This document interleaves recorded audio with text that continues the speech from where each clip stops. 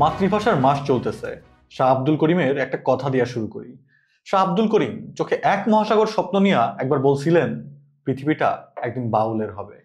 আব্দুল করিমকে আপনারা বাউল হিসেবে চিনে থাকবেন, কিন্তু ওনার আরো অনেকগুলো পরিচয় আছে। তার ভিতর একটা হইল উনি 1952 সালের একজন ভাষা সৈনিক। একভাবে দেখতে গেলে কোনো ভাষার সকল কবি সাহিত্যিক শিল্পী চিন্তকই আসলে ভাষা সৈনিক। প্রজন্মের পর প্রজন্ম ধইরা যেহেতু তারাই ভাষাটারে বইয়া নেয়, কিন্তু আব্দুল করিম সেই অর্থে না, আক্ষরিক অর্থেই ভাষা সৈনিক ছিলেন।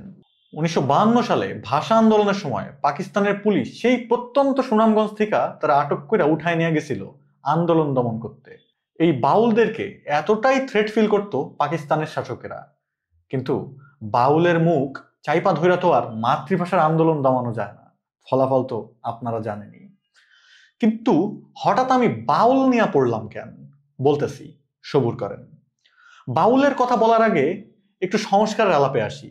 দেশে এখন সংস্কারের মৌসুম চলতেছে।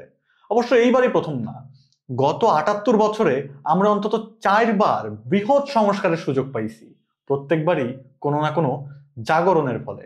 প্রথম বড় সুযোগটা আমরা পাইছিলাম ব্রিটিশ কলোনির থেকে মুক্ত হওয়ার পর 1947 সালে পাকিস্তান বানাইয়া। সংস্কারের সেই সুযোগ আমরা কাজে লাগাইতে পারি নাই। ব্রিটিশদের রাইখা যাওয়া আইন কানুন, শিক্ষা, রাজনৈতিক বন্দোবস্ত সহ প্রায় কিছুই না বদলাইয়া আমরা তখন কেবল ইউরোপের শাসক বদলাইয়া পাকিস্তানের শাসক বসাইলাম। বছর না ঘুরতেই টের পাইলাম আমরা কেবল জালিম বদলাইছি, জুলুমের কারখানা বদলাইতে পারি নাই। একই সাথে জিনিসটা মাইনাও নিতে পারি নাই। সেই না মানার দ্রোহ থেকেই জন্ম হইল ভাষা আন্দোলনের, জন্ম হইল 69-এর গণ অভ্যুত্থান ও 71-এর মহান মুক্তিযুদ্ধের।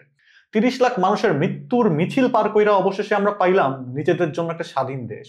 কিন্তু এরপরেও ঘটল সেই একই কারবার। পাকিস্তান ব্রিটিশদের সব সিস্টেম রাইখা দিছিল। পাকিস্তান থেকে বাইর হইয়া আমরা ব্রিটিশ এবং পাকিস্তান উভয়ের সিস্টেমই রাইখা দিলাম। সংস্কারের দ্বিতীয় সুযোগটাও খুব একটা কাজে আসলো না। তৃতীয় সুযোগটা আসছিল 90-এ, গণ অভ্যুত্থানের মধ্য দিয়াই। সেইখানেও তেমন সংস্কার হইল না। 90 হইয়া থাকলো এক বিশাল দীর্ঘশ্বাসের নাম। এরপর 2024, এই দেশের ইতিহাসে সবচেয়ে বড় গণ অভ্যুত্থান। ফ্যাসিস্ট হাসিনা শাহিরে দেশ ছাড়া কইরা ঘোষণা করা হইল নতুন রাজনৈতিক বন্দোবস্তের। আমার মতো যেই লোকেরা কেবল শাসকদের নিয়েই বিরক্ত না, বরং শাসন কাঠামো নিয়েও নিয়মিত প্যারা খায়, তারা মনে কিঞ্চিত আশা পাইলাম। গঠন করা হইল বেশ কয়েকটা সংস্কার কমিশন। একে একে কমিশনগুলা প্রতিবেদন দিল অন্তর্বর্তীকালীন সরকারের কাছে। প্রতিবেদনগুলো পড়া দেখলাম সেগুলোতে অনেক সুন্দর সুন্দর আলাপ আছে, কিন্তু এই এলাকার মাটি আর সেই মাটির মানুষের চিন্তার আলাপ নাই, বাউলের আলাপ নাই। মনে হইল ব্রিটিশ বাবুদের রাইখা যাওয়া সেই কলোনিয়াল কাঠামোরই সিম্পলের ভিতরে গর্জিয়াস করার একটা বন্দোবস্ত চলতেছে। কিন্তু আমি হঠাৎ বাউলদের নিয়ে কেন পড়ছি? বাউলরা তো আর রাষ্ট্রবিজ্ঞানী না যে দেশ বিদেশ থেকে ডাইকা আইনা তাদের আলাপ রাষ্ট্রের কলকবজায় ঢুকাইতেই হবে। কিন্তু বন্ধুরা, এইখানেই আছে শুভঙ্করের ফাঁকি। ইউরোপের অন্ধকার যুগের কথা আপনারা অনেকেই শুনে থাকবেন। আশেপাশের নানান এলাকার থেকে বাপে খেলানো, মায়ে তাড়ানো রাজা বা পোপদের দখলে থাকার প্রায় 1000 বছর সময়কালকে ইউরোপীয়রা মধ্যযুগ বা অন্ধকার যুগ বইলা ডাকে। সেই যুগের শেষ হয়েছিল তখনই যখন ইউরোপের জনগণ আর পণ্ডিতেরা, কবি আর রাজনৈতিকেরা ঘুরে তাকাইছিল নিজ অঞ্চলের ধুলো জমে থাকা চিন্তার স্কুলগুলার দিকে। ঘুরে তাকাইছিল নিজেদের প্রাচীন চিন্তক, দার্শনিক ও তাদের রেখে যাওয়া শ্রেষ্ঠ চিন্তাগুলার দিকে। সেই চিন্তাই তাদের দেখাইছিল নয়া ভবিষ্যতের পথ। গণতন্ত্র, মানবিক মর্যাদা, সামাজিক ন্যায় বিচারের দর্শন তাদেরকে গড়ে দিছিল এমন এক সংস্কারের রূপরেখা যা তাদের নিয়ে আসছে আধুনিক সভ্যতার একদম কেন্দ্রবিন্দুতে। শুধু ইউরোপ কেন, ইউরোপেরও আরো আগে আরবেও ইসলামের জাগরণ ঘটছিল ঠিক একই কায়দায়। কিন্তু আমরা আটকায় আছি কেন? আমাদের কি চিন্তক নাই, দার্শনিক নাই, নিজস্ব চিন্তার স্কুল নাই? সবই আছে, শুধু সেদিকে কারো নজর নাই। এই দেশে এমন কোনো অঞ্চল খুঁজা পাওয়া কঠিন যেখানে বাউল ফকির সন্ন্যাসীদের আখড়া নাই, পীরের মাজার নাই, প্রাচীন বিহার বা মঠ নাই। সাধু সন্ন্যাসী, বাউল ফকির, পীর ও পণ্ডিতরাই এই অঞ্চলের প্রধান দার্শনিক, লোকাল দার্শনিক। কিন্তু তাদের বাতলে দেওয়া সমাজ ব্যবস্থার দিকে আমরা ঘুরেও তাকাইতেছি না। উল্টা গত 6 মাসে 81টার বেশি মাজারে হামলা হয়েছে, সেটা নিয়েও তেমন মাথা ঘামাইতেছি না। শুধু পীরের মাজার না, প্রাচীন মঠ ও বাউলের আখড়াও হামলা কম হয় নাই। অবশ্য শুধু 6 মাসের হিসাব দিলে ব্যাপারটা শুনতে কিঞ্চিত বোঝেনি আওয়ামী লীগ লাগে। তাই বলে রাখা ভালো, আওয়ামী লীগের আমলেও বাউল ফকিররা খুব একটা সুখে দিন কাটান নাই। নিয়মিত লাঞ্ছনা, ধৈরা নিয়া চুল কাইটা দেয়া, বাড়িতে আখড়ায় আগুন দেয়া, এমনকি জবাই করে হত্যা করা, মেলায় হামলা করা, আখড়ায় হামলা করা, এর সবই ঘটছে আওয়ামী লীগের আমলে। শুধু এবার না, 1996 সালে ক্ষমতায় আইসা তো কুষ্টিয়ার ছেউরিয়া থেকে লালনের আখড়াই উচ্ছেদ করার উদ্যোগ নিয়েছিল আওয়ামী লীগ সরকার। গণপ্রতিবাদের মুখে সেবার আর পারে নাই। যাজ্ঞা, আওয়ামী জাহেলিয়াত থেকে আবার সংস্কারের আলাপে আসি। বলা হইতাছে সংস্কারের প্রস্তাবনার ক্ষেত্রে নানান মাধ্যমে জনমত নেওয়া হয়েছে, জনমতের ভিত্তিতে তৈরি করা হয়েছে সংস্কারের প্রতিবেদন। ব্যাপারটা শুনতে ডেমোক্রেটিকই লাগে, কিন্তু ফর্মুলাটা একটু ঘাটলেই শেষ পর্যন্ত আর ডেমোক্রেটিক লাগে না। যতক্ষণ না কম মানুষের মত ও বেশি মানুষের মতের মধ্যে ডিবেটটা ঘটে, যতক্ষণ না 60 জন মানুষের বিতর্কের মাধ্যমে 40 জন মানুষও নিজেদের দলে টানার সুযোগ থাকে, কিংবা উল্টাটাও সবসময় যে একদল লোক আরেকদল লোকের সাথে বিতর্ক কইরা নিজেদের মাইন্ডসেট চেঞ্জ করে ফেলবো, এর কোনো গ্যারান্টি নাই। গ্যারান্টির দরকারও নাই। বিরোধিতা থাকা এবং বিরোধিতার সৌন্দর্য থাকা দুইটাই জরুরি, কিন্তু সেই ডিবেটটা কেবল অন্তর্বর্তীকালীন বা ক্রান্তিকালের জন্য হওয়া উচিত না। সেই ডিবেটটা তো হবে শিক্ষা ব্যবস্থার মধ্যেই। শিশু শ্রেণীর থেকে পিএইচডি পর্যন্ত সেই ডিবেটেই তো থাকার কথা শিক্ষার্থীদের। কিন্তু আমাদের শিক্ষা ব্যবস্থায় সেই পরিবেশ নাই। আমাদের তো অনেক কিছুতেই অনেক কিছু থাকার পরিবেশ নাই।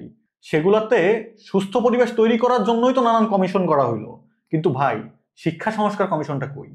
প্রাইমারি স্কুলে থাকতে পাঠ্য বইয়ে একটা লেখা পড়ছিলাম। লেখার নাম ছিল পার্টস অফ স্পিচেস। যতদূর মনে পড়ে সেটা ছিল শরীরের নানান অঙ্গ প্রত্যঙ্গের মধ্যে ঝগড়া, কথোপকথন। সেই ঝগড়ায় লিভার হৃৎপিণ্ডরে কয় আমারে ছাড়া তুই অচল, পাকস্থলী জিহ্বারে কয় আমারে ছাড়া তুই অচল, চোখ হাতরে একই কথা কয় আমারে ছাড়া তুই অচল। কিন্তু ভাই, ব্রেন ছাড়া তো এর সবগুলাই অচল। আর শিক্ষা ব্যবস্থাটা হইতেছে এই সমাজের ব্রেন। আপনি মগজে ক্যান্সার রাইখা সারা শরীরের কলকবজা যতই বদলান, লাভ নাই তো। ব্রেনের ক্যান্সারের কারণেই আর কোনোটাই টিকতে পারবো না। অথচ রাষ্ট্রের ব্রেন সংস্কারের কোনো উদ্যোগই আমরা পাইলাম না। কোনো রাজনৈতিক দলরেও দেখলাম না বহু দাবি নিয়ে তারা যেমনি ইন্টিরিমরে চাইপা ধরে, শিক্ষা সংস্কারের জন্যও তেমনি চাইপা ধরতে। রাজনৈতিক দলের কথা যেহেতু বইলাই ফেললাম, তাহলে ওনাদের নিয়েও দুই চারটা কথা কওয়া দরকার। নানান দলের সংস্কার প্রস্তাবে দেখলাম কে কয়বার কয়দিন প্রধানমন্ত্রী রাষ্ট্রপতি থাকতে পারবো, গণতান্ত্রিক রূপরেখা কেমন হইব, এইসব নিয়ে আলাপে ভরপুর। কিন্তু ভাই, শিক্ষা ব্যবস্থা যেমন রাষ্ট্রের ব্রেন, রাজনৈতিক দলগুলাও তো ক্ষমতার ব্রেন। এই ব্রেনটারে আপনারা সংস্কার করতেছেন না কেন? যেই প্রস্তাবগুলা রাষ্ট্ররে দিতেছেন, নিজ দলের কাঠামোতে সেই প্রস্তাব বাস্তবায়ন করতেছেন না কেন? বলতেছেন না কেন দলে কয় মেয়েদের বেশি কেউ দায়িত্ব থাকতে পারবো না? একটা কথা আছে না, চ্যারিটি শুরু হয় নিজের ঘরের থেকে, তেমন স্বৈরাচারও শুরু হয় নিজের দলের থেকেই। রাজনৈতিক দলগুলা নিজেদের চিন্তায় যদি সংস্কার না করে, তাহলে রাষ্ট্রের যতই সংস্কার হোক, সমাজে সেটার প্রভাব যেই লাউ সেই কদুই থাকবে। আর এটা আমার দাবি না। কয়দিন আগে বাংলাদেশ ইউথ লিডারশিপ সেন্টারের প্রকাশিত ইউথ ম্যাটার্স সার্ভেটা পড়তাছিলাম। সেখানে অধিকাংশ তরুণ মতামত দিছে নতুন দল গঠনের চেয়ে রাজনৈতিক দলগুলার সংস্কারের প্রতি তারা বেশি আগ্রহী। আবার একটু আব্দুল করিমে ফিরি। স্বাধীনতার পর আব্দুল করিম গাইলেন রক্ত দিয়া স্বাধীন হলাম মুক্তি পাবো বলে, শোষিতের নাই স্বাধীনতা আছে শোষকের কবলে। আব্দুল করিমের এই দুইটা লাইনের ভেতরেই নিহিত আছে আমাদের এতগুলা অভ্যুত্থানের মূল আলাপ। আমরা বারবার সংগ্রাম করলাম, জিতলাম, এবং শোষিত যে ছিলাম সেই শোষিতই থাকলাম। এর কারণ হয়তো অনেক, কিন্তু এর একটা কারণ এইটাও বটে যে একবারও আমরা এই অঞ্চলের মাটির চিন্তা রাষ্ট্রে প্রয়োগ করতে পারলাম না। একবারও আমাদের জাগরণের ফসল আমরা ঘরে তুলতে পারলাম না, কারণ ঘরটা আমাদের ছিলই না, হয়ও নাই। এই প্রসঙ্গে আরেক লোকশিল্পী আব্দুল আলিমের গাওয়া গানের কটা লাইন মনে পড়লো। পরের জায়গা পরের জমিন, ঘর বানায় আমি রই, আমি তো সেই ঘরের মালিক নই। আমাদেরও হয়েছে সেই দশা। পরের কাঠামোতে যতই আশ্রয় নেবেন, দিন শেষে আপনারা তো রেফিউজি হিসেবে ট্রিট করা হবেই। অথচ বারবার বলা হয় আমরা নাকি দেশের মালিক। এ কেমন মালিকানা? বারবার যদি আন্দোলন কইরা কলোনাইজার শোষকদের কাঠামোতেই আন্দোলনের ফসল জমা দিতে হয়, তাইলে তো আমরা ঘুরে ফিরে আসি আব্দুল করিমের সেই লাইনেই, রক্ত দিয়ে স্বাধীন হলাম মুক্তি পাবো বলে, শোষিতের নাই স্বাধীনতা আছে শোষকের কবলে। এইবার আমাদের স্বাধীনতা নতুন কইরা পুরাতন শোষণের কবলে না পড়ুক। শুধু জালিম না, জুলুমের কারখানার ডিজাইনটাও বদলাক। আগামী সপ্তাহে আবার দেখা হবে নতুন কোনো ভাব না সমাচার নিয়ে। পোস্ট দেখুন, করুন, ভাবুন, থাকুন পোস্টের সাথে।